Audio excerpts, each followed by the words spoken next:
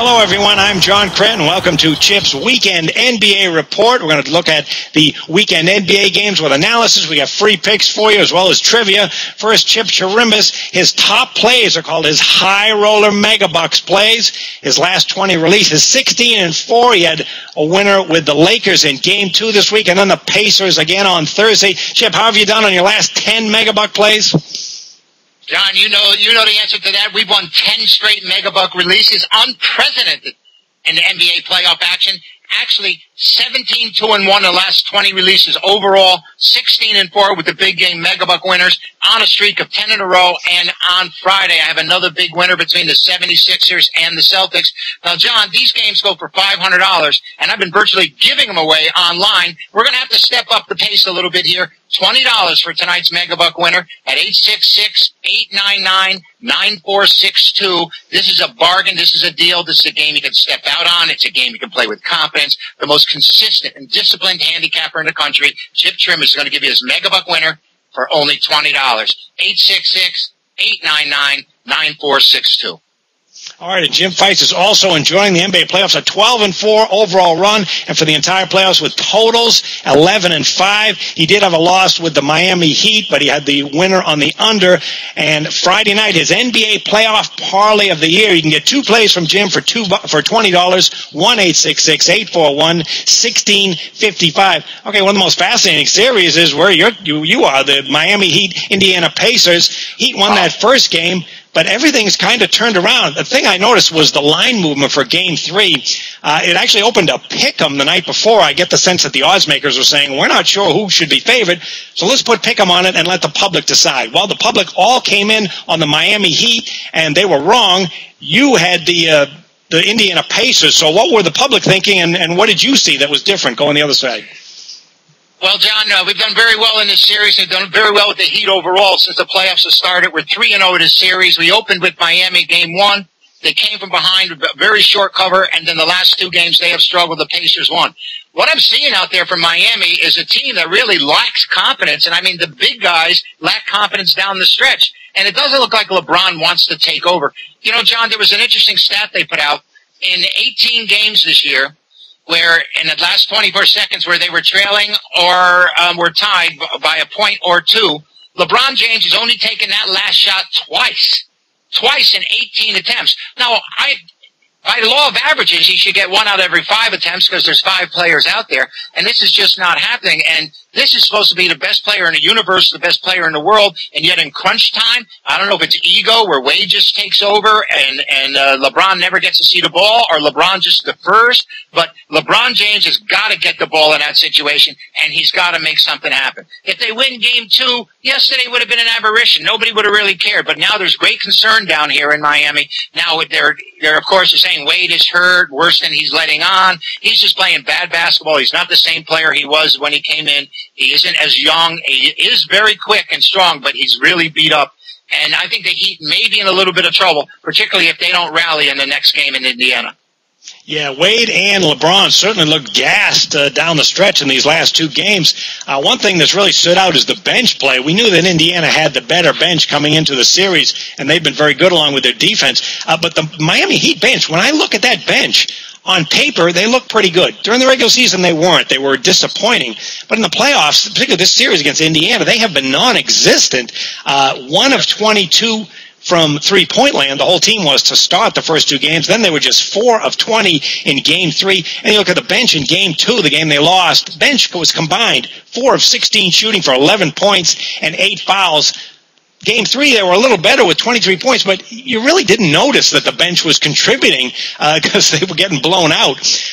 Two other factors that really stand out is the rebounding muscle. We knew coming into the series that Indiana had an edge. I remember you pointed out before the series that the Heat are not a good rebounding team. They were ranked 21st in the NBA, and that's been the difference in this game. 50 and 52 rebounds for Indiana the last two games. How is Miami going to counter that? Can they? I don't know if they can. They don't have any girth. Like we said, even when Bosch was there, he sets a pick at the top of the key. So what? He's like running through a toothpick. I need a Wayne Embry out there. I need Wes Unseld. And Roy Hibbert is running wild now. He's got a lot of confidence, and he's certainly going to be a big, big factor for the Pacers. And I think he is the toughest thing that this Miami Heat has to deal with right now is Hibbert in the center. How about Walter Dukes? Could you use him in the middle? Do you remember him? I can use a guy that can set a pick for me, that's for sure, because the Miami Heat just don't do it. And I just don't understand why they don't have LeBron and Wade work together on a pick and roll, just work 2-on-2. Why not? I mean, they always have to get someone else involved. They can't let LeBron set a pick. I mean, let's face it, he's a brick wall. That kid's big and strong. No one wants to stand in front of him when he's charging toward the basket. And I would use him in that way a lot more often. Bosch is ineffective setting picks. He's so thin. It's so easy to get by him. I mean, I'm not saying he's not valuable, but if there's a certain type of offense they're looking to run, I don't see how effective he is unless he's taking that 12, 15-foot jumper, which he is really excellent at. Yeah, Roy Hibbert the last game, 19 points, 18 rebounds, just phenomenal without Bosch in the middle. Miami really hurting, and Hibbert is taking advantage, playing better than he was. If you really want to look at the difference in the series so far, rebounding is obviously number one, but look at the Indiana defense. Miami shot 40% in game one. That's the only game they won. Then 36.5%, and then game three, 37%. So this Indiana defense, you have to give the coach and the team defense credit. That's what's keeping them in this series and giving them an edge. It's going to be fascinating if Indiana can take game 4 on Sunday up 3-1. You might have a number 1 seed in Chicago already gone, and now a number 2 seed in Miami. What a wacky postseason this has been. Well, I was going to say, though, let's not put the cart in front of the horse, but, you know, the Heat would be a lot better off. They made some of the shots where no one's guarding them, like the free throws down the stretch. I mean, no one's guarding these guys, and Wade bricking 2, James is bricking 2, and, you know, these are things that champions just don't do on pressure situations. Now, you know, Dwayne Wade has his ring, and LeBron, I'm sure, is going to have one before it's over. I thought they were going to get it this year, but they really look like they're in trouble right now. We'll see how they come out on Sunday. Do you have any sense on what the newspapers or the media down in Miami is thinking? Are they saying, come on, we can bounce back, or is there apprehension? No, this is the biggest front-running town you've ever seen. They still think the Dolphins are undefeated from 1972. I'm telling you, I know they're really sour on Miami right now, and I was out last night in a big Heat bar, and I was the only one rooting for the Pacers. And you know, I'm saying, throw it up, LeBrick, throw it up, LeBrick. And everyone's looking at me, and I go, oh, sorry, his name's LeBron. I keep getting it confused every time he takes one of those shots. But no, they're sour on him down here. They're really taking a beating on the radio, and they're taking a beating on the talk shows, and certainly in the papers. But you know, these are professional athletes. They're getting paid a lot of money. They were guaranteed 7 NBA championships by this LeBron. team. 7. That's right. Well, let's see if we get to the finals for a second time. Okay, another battle in the East is Celtics 76ers going tonight. It really hasn't been a lot of line movement. Sixers 2-point favorite, total of 173.5. This is the lowest total we've seen in the postseason, and surprisingly, it's 2-1 over the total. Celtics coming off that 107-91 blowout win after the first 2 games were kind of lackluster.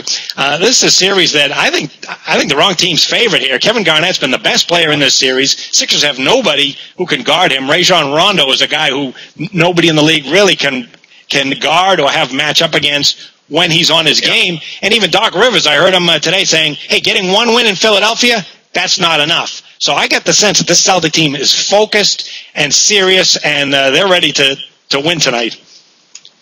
I'm glad to hear that, John, because I'm probably going to come with the Sixers. No, listen, they're a fugly team. It's hard to watch this team. I don't know how anyone can place any of their hard-earned money on the Philadelphia 76ers, particularly when they come up favored in this game, John. And I put this game out not as the big play. You know, my big play is out there, but I put it out on the money line. And I'm afraid with the points. But big game winners out there for you. This is a really tough game. I think the only real way to go is to play this game under the total. Boston had a big offensive outing last time out, and I expected to come back. I expect this game to be in the high 70s and low 80s. I really do. I mean, that's for the winner. If you do like the 76ers, the home team is 5-3 against the spread the last 8 meetings between these rivals. And when Philadelphia is a home favorite like they are tonight between 0.5 point and 5, they're 43-21-1 under the total. Let's move on to the West. The Lakers Thunder. I mean, the Lakers lost that first game by 29 points. Then they lose by 2 points. So I guess you could say that's progress. They are favored at 2.5 tonight. And the total, a lot of movement from 192. It's 192 now, down from 194. So Not a lot of movement on the side at Lakers 2.5, but the general public thinks that the Lakers are going to control the pace and slow this one down. Real question is, can they get back in the series with a win? Well, that's the question here. I think the Lakers will just try to get by any way they can. This is the game I was referring to before as if I was to play the Lakers, I would actually play them on the money line here because I think Oklahoma's good enough to keep this one really close. I'm wondering just what the mindset is the Lakers after blowing that game 2, which they really should have won. The way they came back from that opening game, 29-point loss, and then they had this game in hand. They don't score the last 2 minutes, and Kobe Bryant doesn't take a shot in the last 2 minutes. That doesn't make sense to me down big games, big money. And the Lakers have their backs against the wall. And I'll tell you the truth, I can see them winning by 1 or 2 and Oklahoma City being the bet. And I could see Oklahoma City winning this and just taking them out in 4 straight. I mean, it's just the matchups. But like you said, what LA has to do is they have to slow the ball down. They have to deliver it to their 2 7-footers inside, Bynum and Gasol, and then let Kobe do his thing on the outside. Sessions is going to penetrate a little bit, but they have to make it a possession-by-possession game. Otherwise, they're done. If they don't win here, the series is over. Yeah, what surprised me was how Oklahoma City could completely control the tempo in Game 1, and then the Lakers completely controlled it. You get the sense that that's really the key to this. If I'm the Oklahoma City coach, I say, all right, let's go to the bench a little more, and let's run like crazy at these guys. They couldn't do it at home, so I got to believe, I kind of agree with the general public that this is going to be a lower-scoring game. You know, there are some really ugly stats with this Lakers-Oklahoma City game playing in Game 3. The Thunder are 4-10 against the spread in the last 14 games against a team with a winning record, but the Lakers, when they're playing on 1 day's rest, like they will be this Saturday, 7-17 against the spread. And when the Lakers are favored, like they are in Game 3, 6-18 against the spread. So be very careful. Chip, you gave us a free play on the on the show we did Monday. That was the Hawks Celtics under the total. And you have a free play for this weekend. I think the play is to play under in the Heat Pacers contest. I think the Heat have gone under, 35, 36 times out of our last 51 games. It's the way to go. In the playoffs, we've been saying it time again. Occasionally, someone will come up and bite you. The other day, the Celtics scored over 100 points in a series that's supposed to stay under. But I think this game should be under the total between the Pacers and the Heat. Well, I have a total, too. It'll be Game 3 between the Lakers and Thunder. Your free play would be under the total. I think the Lakers control the pace again in Game 3. And when Oklahoma City goes on the road and plays a team with a winning record at home, 12-5 under the total. That's your free play. All right, trivia time. I got 2 trivia questions, Chip. How many NBA championship rings does LeBron James have? 7. Oh, no, that's how many he's going to have. He's going to have 7. We know he doesn't have any. That's not even trivia. That's a big difference between what he wants and what he has. Yeah. You're right. And the second question has to do with another small number. How many points does Laker point guard Ramon Sessions have in the first 2 games total against Oklahoma City? 12. Only 4, believe it or not. I was going to say 7, actually. Yeah, but I mean, this guy was actually very good when they picked him up, but boy, he's been shows you his limitations in these first 2 games. Well, I guess Westbrook's the difference there, huh? Absolutely. Okay, let's go through the ads again. I know you've been 16-4 with these mega buck releases, your high roller plays. How can people get on board?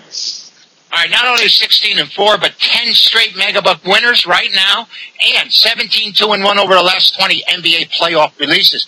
Get today's big-time megabuck winner for only $20. It's a $500 play. We've been knocking them dead. The bookies are begging me. They're calling Chipper, stop posting these games, but I can't do it because we love to take their money, don't we, John? We really do. So we don't give it back. 866. Give me a call at 866-899-9462. Get the megabuck winner for only $20. A $500 value. A game you can step out on. A game you can play with confidence. These are single strongest plays each and every day. This is why I named my company when I originally started the A Play. I was a teacher. The single strongest play of the day is the A Play. It's now my megabuck release, and you can get it for $20. 866-899-9462. Give me a call. You'll be glad you did. And Jim Feist is also seeing the ball. 12-4 run with all NBA plays, 11-5 with NBA playoff totals. He has his Friday NBA playoff parlay of the year. 2 plays for $20, 1-866-841-1655. All right, we will see you all on Monday with Chip's NBA report. And Chip, I heard you're going to bring your crystal ball and show us that crystal ball Monday? We don't need that. And what's crystal around here, we'll leave in the back room. Sounds good. All right, good luck, everybody, and we'll see you Monday. Take care, John. See you all. Good luck this weekend.